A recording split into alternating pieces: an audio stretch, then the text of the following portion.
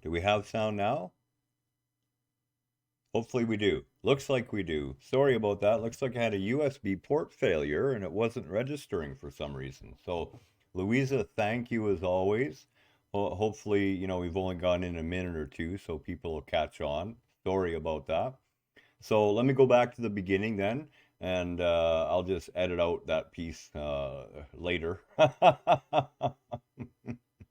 So I do apologize. It turned out I had a USB port issue and it wasn't reporting it. So that's been, I changed ports. Everything's fine. Volume's back on. So I'm still the Toothless Tiger. Will be until the 3rd of February. Oh well, it is what it is. I'm living with it and still eating pretty well. Not getting a lot of my favorite food, so that's probably better for me anyways. So let me express my love to all of you, first of all, that your existence right now is absolutely perfect. It's exactly what it needs to be. There is absolutely nothing wrong with where you are right now. Every moment of your existence is lovingly designed to help return you to the truth that you chose to forget when you came here. And this is a glorious journey that we partake in over and over and over again. You are so deeply loved and cared for. No matter what the illusion may appear to be, that is the truth. So, what are we going to talk about tonight? Well, now that we've solved the audio issue and we're back online, and Kelly wasn't using headphones tonight, so she's actually muted and listening to me in real time. And that's one of the reasons why I like her to wear her headphones so she can catch those issues too. We're going to talk about what peace is, for one, and why so many people are seeking it on so many levels. And let's first take a look at another word for peace. And that word is a word that we use in more scientific circles, and that is known as homeostasis. Now, homeostasis for human beings can be thought of as a state where everything is just as it should be. And there's a sense of comfort and a sense of well-being and a sense of having enough. And that's what we could term homeostasis. Now, it is a totally normal animalistic impulse to to strive to reach a state of homeostasis. And we would call that in our day-to-day parlance seeking peace. Now, of course, the issue with homeostasis or with seeking peace is that the vast majority of the world looks outside of itself to find that peace. We do that, first of all, by trying to control our immediate environment. So we want things to look a certain way. We want things to be a certain way. And we then extend that control to those who are in our immediate environment. We want the dog to do what we want it to do. We want the cat to do what we want it to do. We want our kids to do what we want it to do. We want our husband to do what we want him to do. We want our wife to do what we want her to do. We want our neighbor to do that.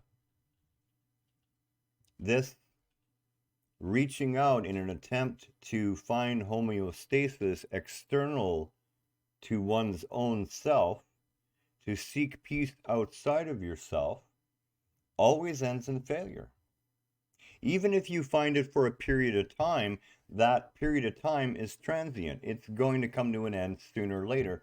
Something's going to ruin that peace. This is a fundamental truth that if you can grasp and accept, you can stop seeking peace and instead find peace. So what is it to actually find peace? And we're going to talk a little bit about finding peace, and then we're going to come back to the ways that we seek peace and why we seek peace in those ways and what has to change inside of yourself. So the simplest and easiest way to find peace, and I know this is going to sound, like unbelievable maybe, okay? But this is really as easy as it is. Stop having an opinion. The moment you stop having an opinion, you will experience peace on a level that you've never experienced before. You can do it right now. You can just stop having an opinion. As a matter of fact, that's one of the beautiful things about being totally present and in the present moment. Right here, right now, in this moment, there's peace because nothing is wrong. There's no opinion. That is where peace comes from. It is an understanding that you are the source of peace and that the only thing that can interfere with that peace is your unwillingness to let go of your opinion. Sounds really simple. Unfortunately, for a lot of people, it's not that simple. It really isn't. So one of the issues that gets in the way of finding peace, of course, is acceptance. And acceptance is basically synonymous with dropping opinions. It's synonymous with surrendering. And what we're really talking about is letting go. Of realizing that no matter how much I may think of my opinion, the I that's thinking about the opinion that I have has a very limited point of view. That's the interesting thing about a point of view, is it's only a tiny little point. Surrendering, acceptance, opening yourself to giving up your judgments on life and what's happening around you is the surest and quickest way to find the peace that passes all understanding and the only peace that actually lasts. No matter what's happening with my teeth right now, and I'm waiting until February for teeth, so month after month goes by. I'm at peace. It's not an issue. I don't wake up in the morning and say, oh, poor little me. Sometimes I reach for a toothbrush to brush my teeth and realize they're not there. I do the tongue though, right? But the point is I accept what is. Now, that doesn't mean that I'm not going to sit down with the denturist and the dentist office and have a discussion with them. The difference will be, though, is I will be at peace. There is no egoic I in the way saying, how dare that you did this to me and left me with no teeth since December. I will bring that up, but I'm not attached to it. I'm already at peace with it.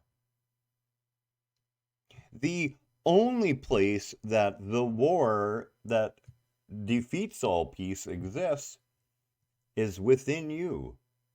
And that's why you must always come back to yourself in order to find peace. Now, we seek peace in a lot of ways. And the reason we do that is what peace really is ultimately a sensation or feeling. And I bathe in that feeling all day long. It is a feeling of warmth and comfort and understanding and carefreeness, and yet deep reverence for life and gratitude for every single moment without judgment on those moments. The perceptions of suffering are no longer there because I have chosen to give up having an opinion. Now, when I say give up having an opinion, that's not really 100% true, because I still do have one opinion, one knowing, if you will. And that is that, and the reason I have this on a number of levels has to do with my near-death experiences, okay? There isn't a being on the other side of the physical plane, which is present right here, right now, literally overlaid on top of it, okay? It's not somewhere else. The reason why no one on the other side of things isn't particularly worried about anything at all is because there's nothing to worry about. And they all know it. And you can know it right now, too. You are divinely loved. You swim in the ocean of the divine. You are made of that same ocean as an individualized wave of the divine. You are here with purpose and reason, and no matter what you may think of it, that purpose and reason is being fulfilled in every moment of your existence. If you really want peace, get out of the way. And what I mean by that is get your little self out of the way. Put the little self back in the back seat of the car again and put your higher self back in the driver's seat. And the very simplest, easiest way to do that is to simply take every single thing that life brings you, no matter what it appears to be on the surface, do your best not to judgment and to accept it with open arms. Now, that doesn't mean when someone comes yelling and screaming and intending to kill you that you, try to give them a big hug. No, that's not what that means. It also doesn't mean that you allow yourself to be walked all over or to not stand up for yourself. But what it does mean is that your viewpoint is now one of realizing you're being offered an opportunity to react, to respond. And rather than react, literally to react an old habit, you can choose out of a fresh place of consciousness. Why? Because your mind isn't muddled by all your judgments. You see, when you're not judging the experience, when you're not judging the other person or judging yourself or having an opinion about what's going on or having an opinion of what should be or shouldn't be, Your mind is quiet and crystal clear. And that thing that's coming that you would normally think is so bad, that big old problem, all of a sudden isn't a problem anymore. And you notice that somehow you see right through it. And you see the gift that you're being offered instead. What's changed?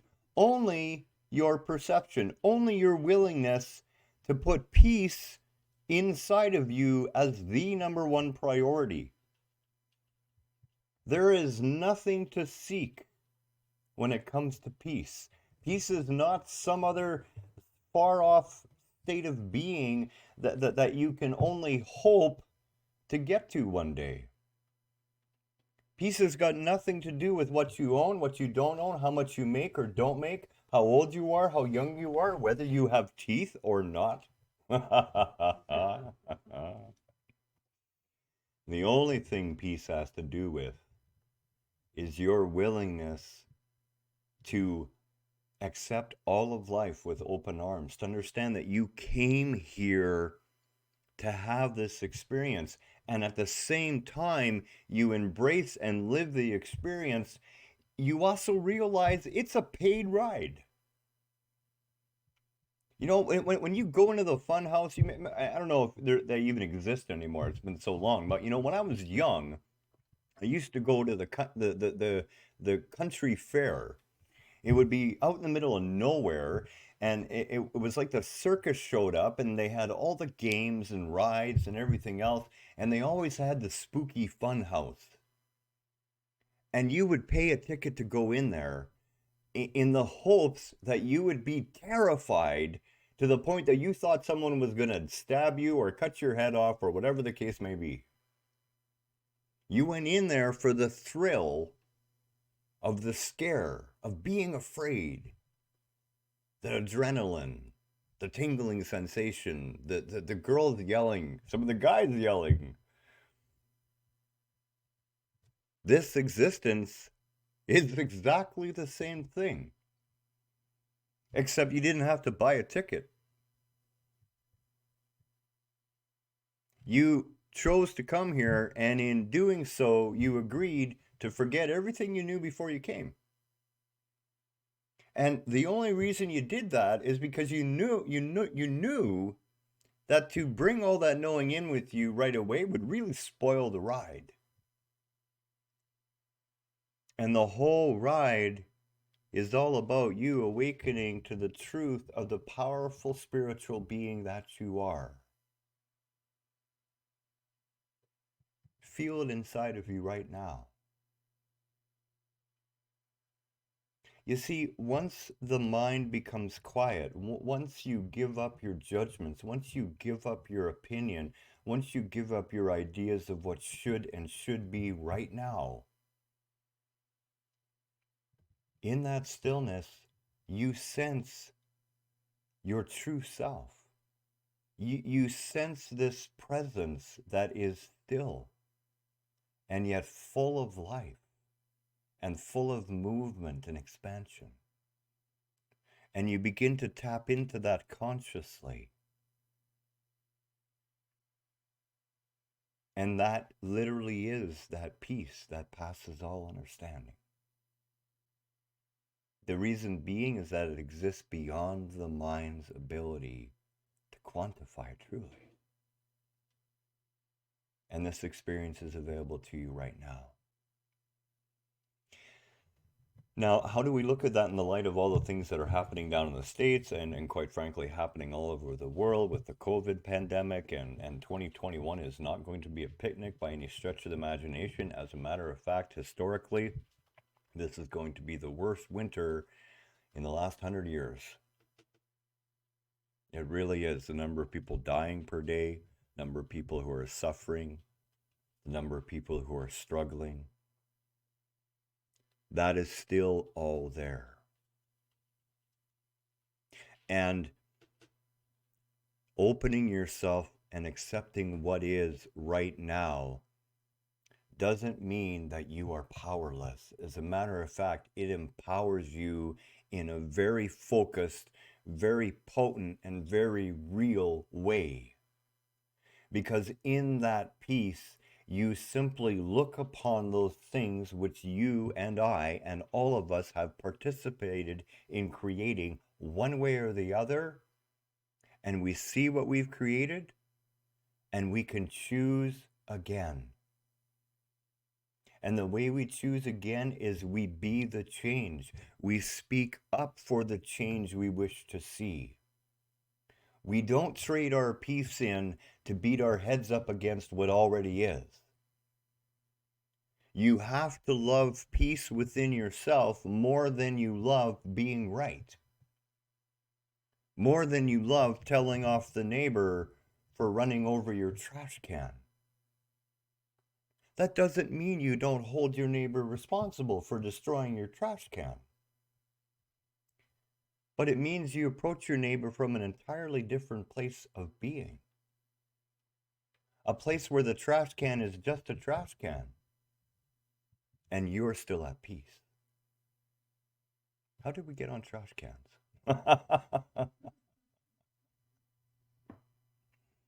The bottom line is there is no time in the future that peace is offered to you. There is no other place to go. You just went off. I just went offline again. Oh, well, it says I'm here. So we'll keep trying and see. There is no other place that you can find peace except within yourself. It's not available anywhere else. Anything that you do to try to attain peace outside of accepting, outside of ending the war within, will never ever do that job. I hope this video comes through okay. It looks like we've had a few problems tonight. I'm going to upload it to YouTube, of course. It shows that there's 9 or 10 people actually on right now, but Kelly seems to think that she's been thrown off. That could have just been her computer. It's hard to say. Much love to you all. I hope this has been helpful. We'll come back again in a couple days and have another discussion together. Again, all my love. Namaste. Have a wonderful Thursday night, and we'll see you again very soon.